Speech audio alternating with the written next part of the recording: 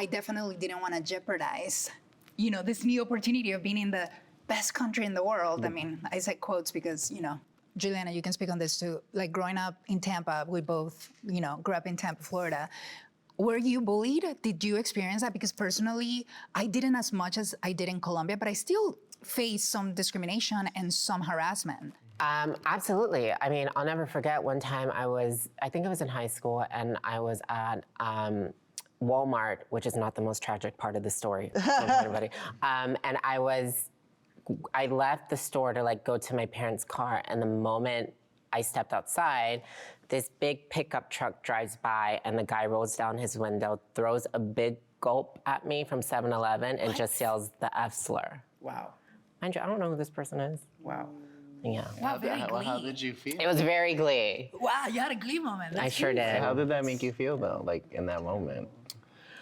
I honestly don't remember what I felt in that moment. Do you I'm feel like sure you in blocked it out? general, I mean, listen, I was living in Florida, which if you're gonna be queer in any unaccepting state, is that right? Oh, yeah.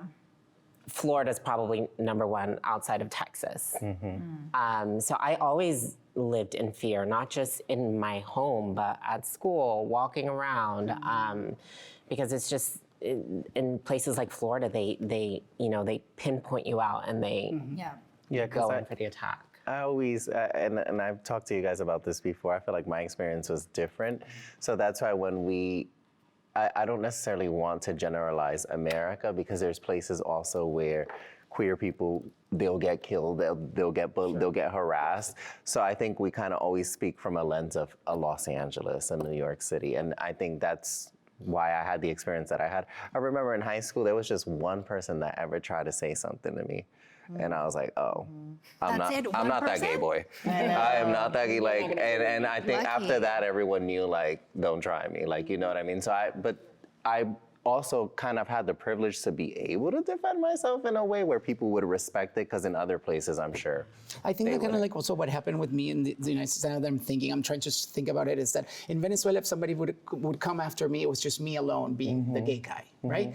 In the US, when I moved here, and I had a group of friends, now we have, I had a tribe, where now you have to come up for me and for my friends, and we were all gonna come for you. You know what I mean? So now you felt like at least you had a backup, It's a different scenario.